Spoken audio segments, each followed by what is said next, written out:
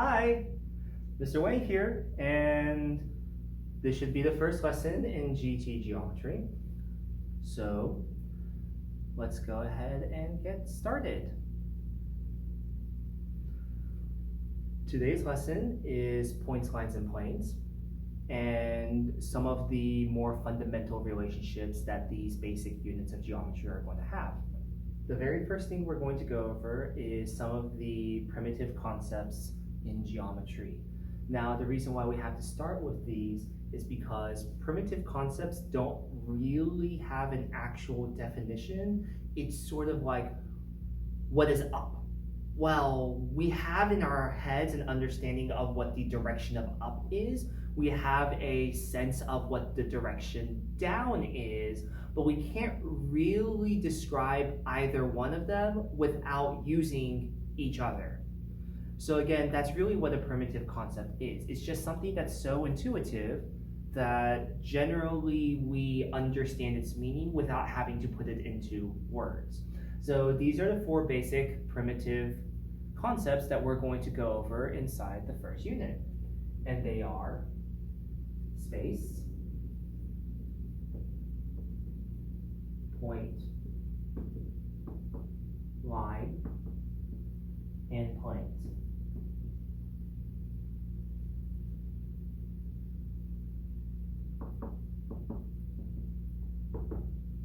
Okay?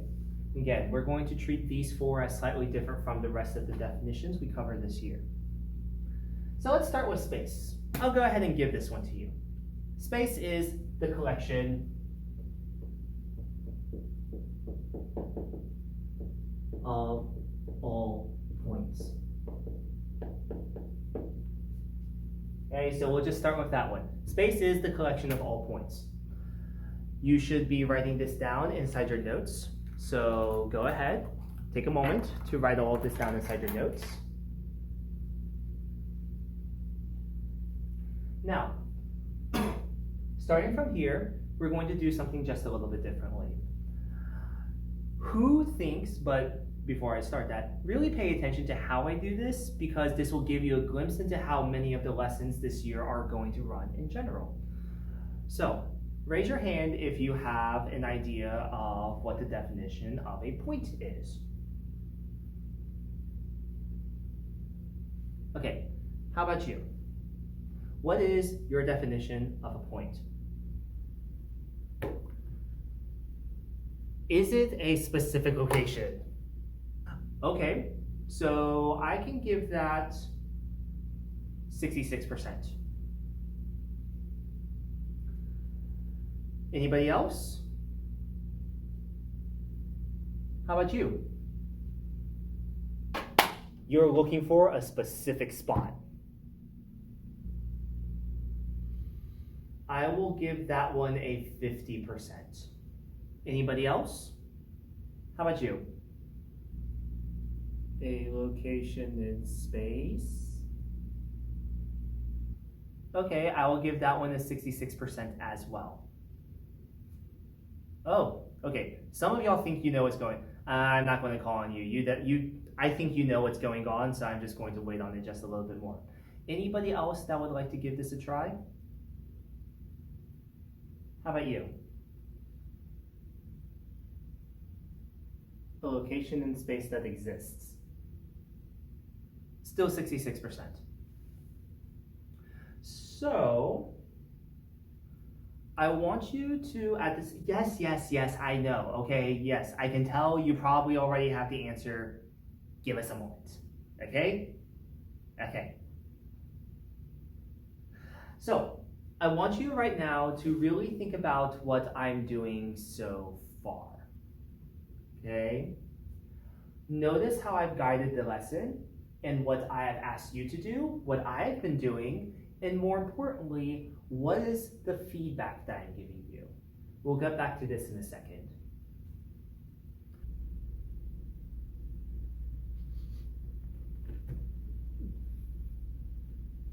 Okay, what do you think the definition of a point is that I'm looking for? Yes! Is it a specific location in space? Bingo. A point is a specific location in space. So that is the definition I would like you to work with for now, and that's the one I want you to write down. Raise your hand if you kind of have an idea of how I'm going to be doing the rest of this lesson. Even if you can't necessarily describe it in words, but you at least sort of understand what's going on. Oh, okay, that's a few of you.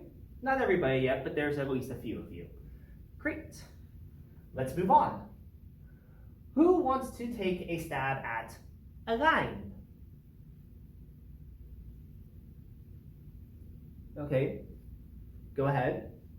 What do you think is the definition of a line? Something that's formed with 2 points. I think I'll give that a 20% for now. Yes, how about you? The connection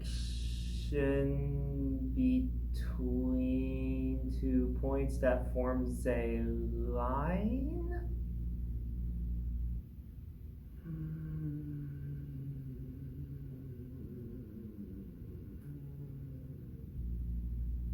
That extends indefinitely? In all directions?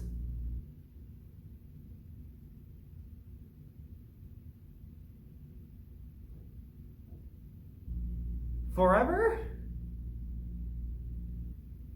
I'll give that a 60%. Okay?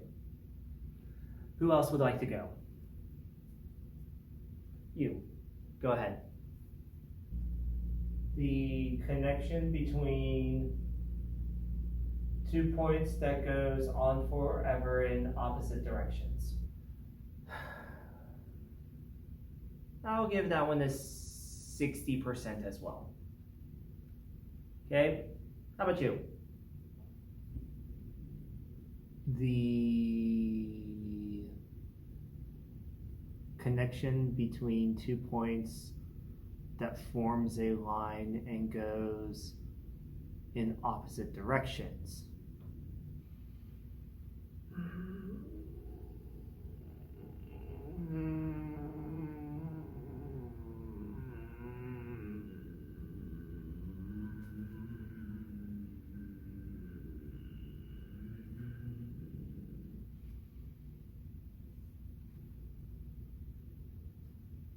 I'll give that one 60% also. Anybody else? I'll take one more.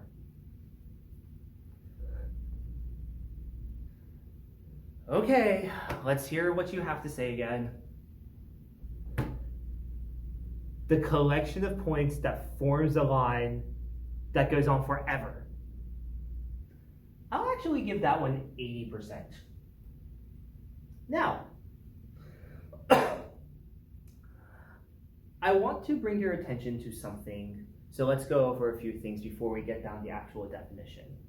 Who knows what I'm actually doing right now? Who can describe to me what's happening in descriptive words? Again, you might not necessarily know what it means, but you can describe what's happening. Yes? You're listening to what we say and giving us a percentage as feedback? Yes. That is what's happening. I am listening to what you have to say. I am giving you a certain percentage. Now, without me saying anything, who thinks they can extrapolate the next level of critical thinking? Yes? I think the percentages are representing a certain number of words that you want us to say. Now, what makes you think that? I'm not saying that you're wrong, but I just want to know why you think that. Can I phone a friend? Awesome. Okay, you seem to know everything. Dude, not cool. Fine, whatever. So you gave us a 33 and a 66 and a 50%. So for 33 and 66, that might mean it is 3 words. But the 50%, you were very hesitant on that. So maybe that meant that person used a word that's close to what you were looking for, but not quite. So I think it's 3 words. Okay, okay. How confident are you inside that answer? Well, I was confident. You know what? I am confident. That is the right answer. I'm confident. I think. I hope. Good job. That's exactly what's happening. I'm right? Yeah, I'm right. The percentages that I'm giving you is a type of feedback where I'm expecting you to extrapolate it. I am not going to be directly giving you yes or no answers sometimes because I'm really trying to work on these critical thinking skills. And the critical thinking skills, one of them is you have the ability to interpret feedback that is not necessarily what you were expecting. So, now let's bring it back to your definition. Your definition was a collection of points that forms a line that extends indefinitely. And I only gave that 80%. Do you know what is the rest? The collection of points that forms a line that extends indefinitely in opposite directions. Very good. It is the collection of points that form a line that extends indefinitely in opposite directions. Again, these are the primitive concepts. We all know what a line is, okay? What I'm trying to ask you to do is I'm trying to really get you to work as hard as you can to put words to that idea. So keep that in mind. Now, one thing that happened, did any of y'all notice that a lot of y'all got stuck on 2 points for a while?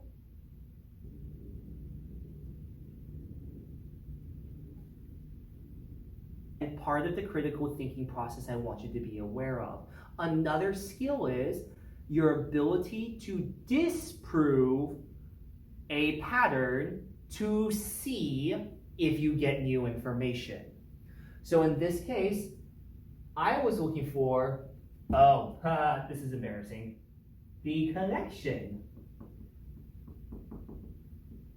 of points. There we go. There we go. Oh, that's going to be embarrassing, and this is now being recorded, so this is going to last forever and ever and ever and ever and ever, just like all of my failures in life, according to my parents. Anyways, so, yeah, definitely no mistake right over there.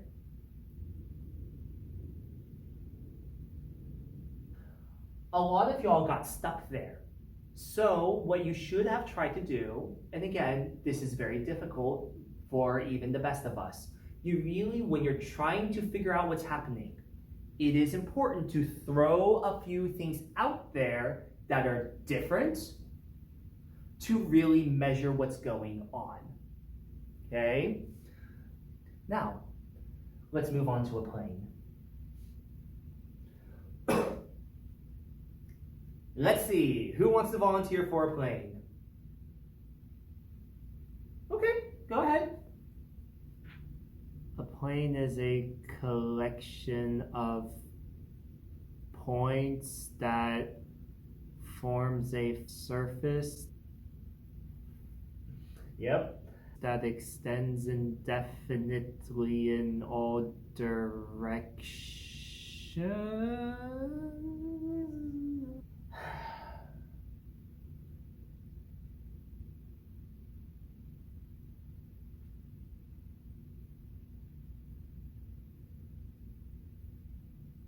60%. I'll give that 60%. And definitely don't pay attention to any of the fingers that I was using to count.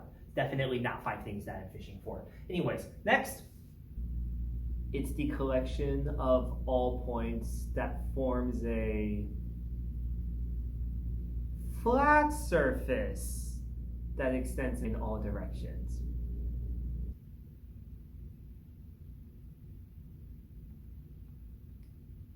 Okay, I'm willing to give that one 80%. Now, here's where I need you to think again. Again, I'm going to stop because we're really working on the critical thinking process here. How efficient do you think your definition is right now? Very efficient? Why? Because the only thing I added was the word flat and that changed the percentage by 20%? How you know there are no extra words that don't belong? I don't? Is that what you're looking for? You're right, you don't. So, what is something that you should try and test right now to see?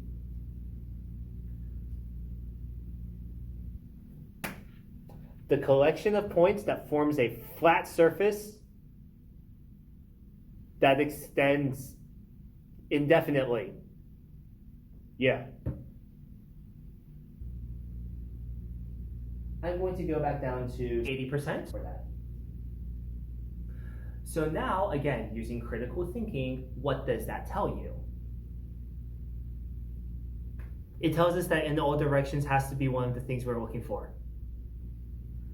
Yes. Now, in order to speed this up, I'll go ahead and give you the last one. Oh.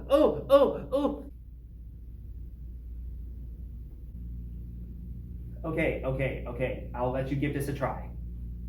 What do you think is the full definition of a plane that I'm fishing for?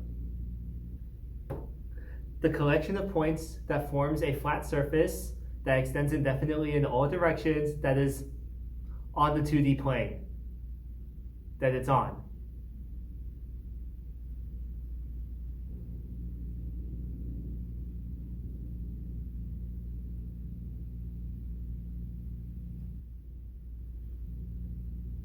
Do you have an older sibling that has come through my class by any chance?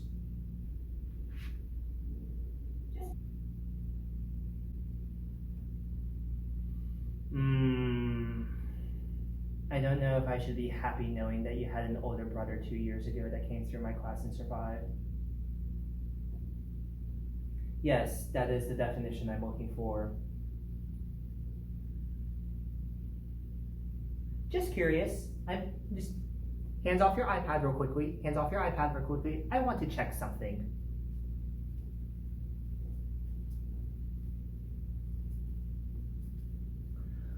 What are the chances that since you had an older brother that came through my class 2 years ago, and based off of how you look, I have an idea of who it is, that he kept all of his notes immaculately in a bunch of PDFs and just let you download all of them because he's a very caring and loving brother who is going to be nice to his younger sibling? I know, that's rare, but it happens.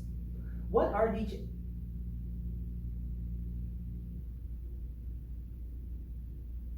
Okay.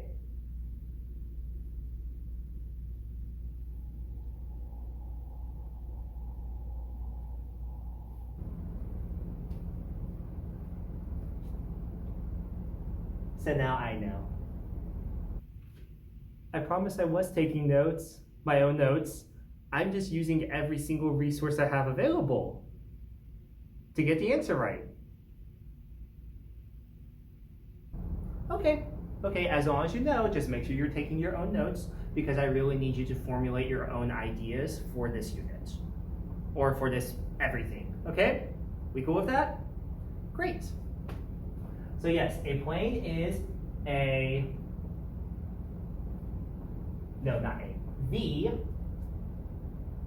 collection of points that forms a flat surface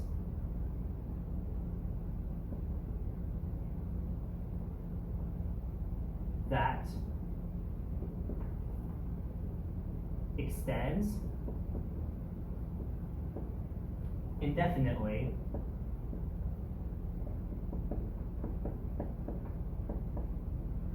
on the 2D plane it is on.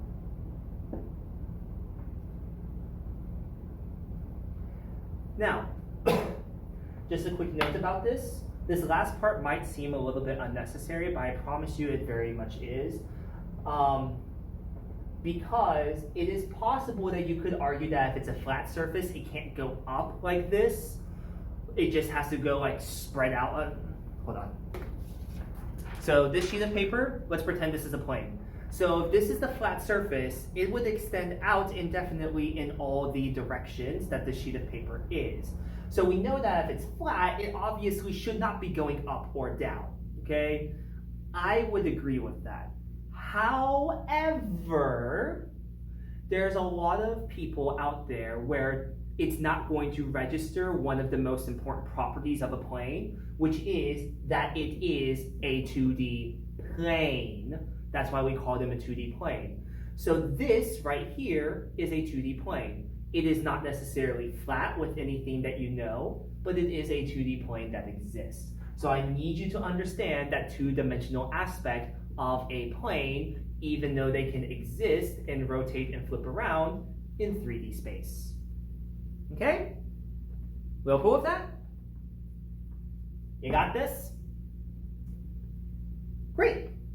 So let's move on to the next part of the lesson.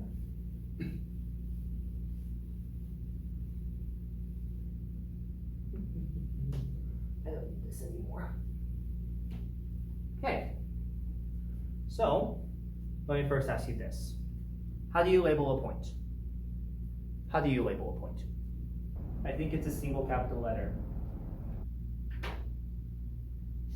Let's go. We label with a single capital letter. Now, as a general rule, especially in geometry, but again, outside of geometry as well, it's just necessary in geometry, you really want to make sure you give yourself a visual picture and a verbal description of many of the things that we're going to be encountering, okay? So really, again, make sure you're giving yourself a visual picture and a verbal description. This is the verbal description. Give yourself a visual picture. So it is going to be a single capital letter, typically next to a point visually, okay? We will also just, as a notation, just call this A, B, and C if we want to label multiple points. We all cool with that so far? Great.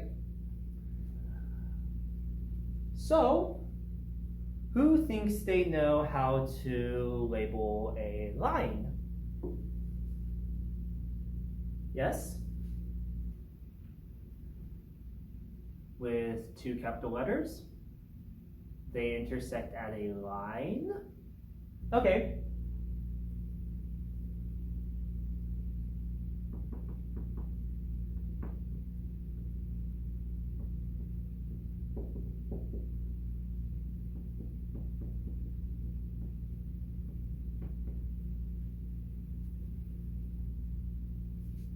Mr. Wade! Mr. Wade!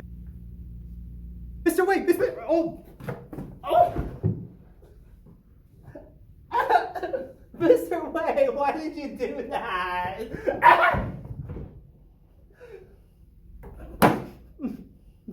Fine. I'm sorry.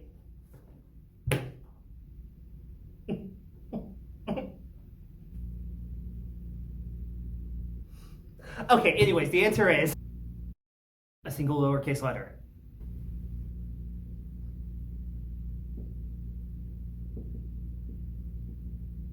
or a single lowercase letter.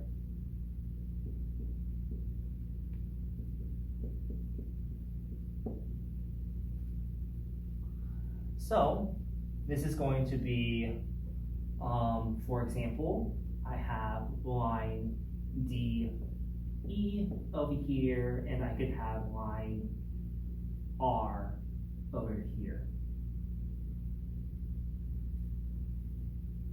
I probably don't want to use R. Let's use a different letter that's easier to tell. Let's go with Q. There we go. That's usually pretty obvious. So then over here, we should have DE with a line over it. And then we also have line Q. Okay?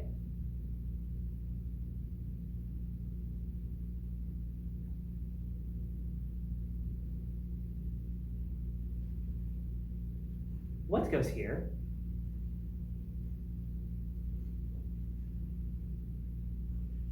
Yes? Using 3 capital letters or points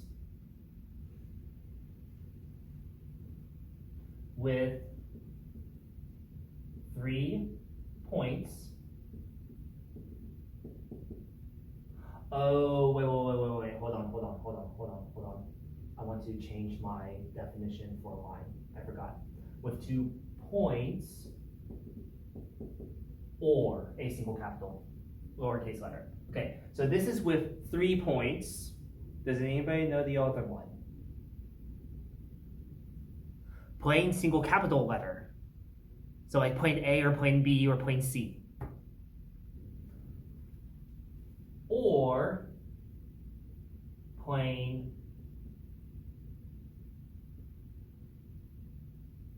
capital letter.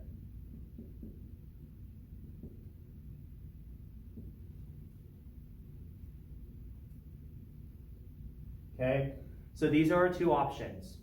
I'll come back to this in a second. Oh, actually, who sees what I did here? Okay, there are a few of you. Great. So, as always over here, for a plane, we typically draw this as a parallelogram. And we don't have the arrows on this the same way we have on the lines because just conceptually you don't have like, the plane just doesn't end, and again, this is just notation. This is just how we visually represent it, okay? So just understand when I draw this, this means it does continue off in all directions. So you would just have A, B, C. Oh, wait, I need to put in edit. Non-linear. Okay. Some of y'all can tell why non-linear has to be there. If not, we'll go over this in a second. 3 nonlinear points or a capital letter. So I could also call this plane F.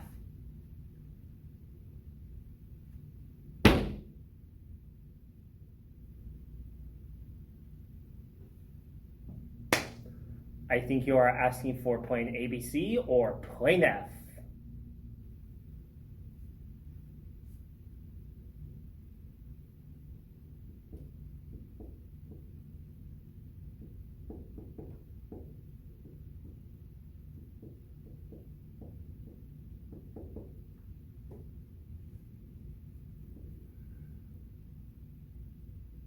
So let's go back to this. How did you know what went over here? Who is the one who answered that? I was just looking at the patterns from the very top where you have the point and all the way down. It looks like that you're just trying to find the labels for everything. Yes, you are looking at the pattern and you're extrapolating. Over here, I actually prompted you of how do you label them. I didn't mention anything about labeling over here, and yet how many of y'all were super confident you knew what the question was? This is a type of reasoning, maybe you remember it from science, called inductive reasoning. You follow a pattern to guess at what comes later. So by the time you're over here, definitely full-on pattern recognition. Did I have to say anything at all over here? No, I just straight up tapped on this spot. and y'all filled it in. Now that also said, what is this forming right over here? Yes, I am basically forming a chart with all of this information. Now here's the reason why. Generally speaking,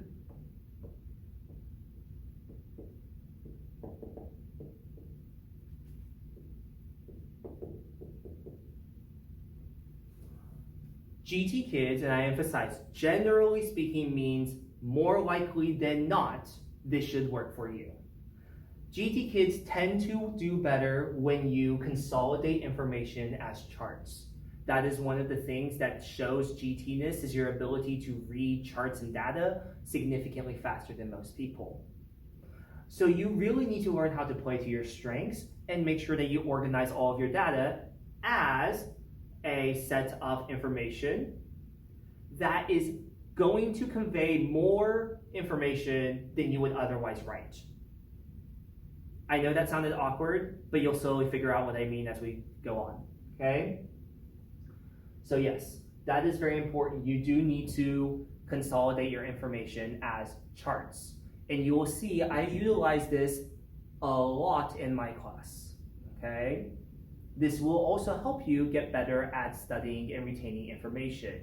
Again, this tends to help GT kids more. It helps everybody, but GT kids tend to use it a lot more often. So let's go ahead and reset because I'm out of space. Because even though I have about another 20 feet of space to the right on that dry erase board, I have absolutely no idea where the right boundary is because in my infinite wisdom, I only gave myself a left boundary. Anyways, so let's move on. Intersects at. Does a point really intersect with anything? No. Okay, so this one, don't really have anything that goes there. You could have just left it blank. Two lines will intersect at a what? A point, Mr. Wang. A point. Actually, you might just want to write this like this. Two lines intersect at a point. Okay? How many lines theoretically could intersect at one point? Infinite. Very good. An infinite number of lines intersects through a point. Let's go. And this is where the chart's really going to come into play. What do you think goes right over here? A point, Mr. Wang. No, I want you to think about that for a moment. Two planes does not intersect at a point. You are on the right track. They intersect at a line. Yes, two planes intersect at a line. So just curious, my chart's a little bit off, so like that should be up there. Who knows what would go right over here? Infinite planes. Very good. An infinite number of planes will intersect at a line. Raise your hand if you can sort of see the weird-ish relationship between the points, lines, and planes here. Kind of, sort of. Like the interaction between lines and points is kind of the same interaction between the planes and lines. Okay, so if you're at least kind of seeing that, great. That's the end of my notes because that's all I can really show you without starting to give you a ton of answers, Okay, so just make sure you have all of this, and then we can move on. So there's one more thing I want to go over before I let you loose for the homework, and that is how to read these diagrams. So we are dealing with three-dimensional space here. Unfortunately, the piece of paper that you have is only two-dimensional. 3 dimensions is very difficult to fully replicate on a 2D plane, but we have certain notations to help fix that.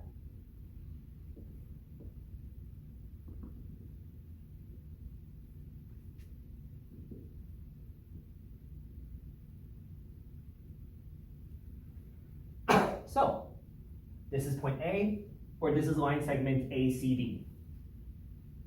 Okay? What does this dotted portion represent here? Does anybody know? Doesn't that represent something that's like behind?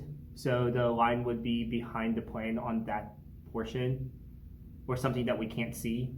Yes, this is the portion that is found behind plane, let's call this plane F.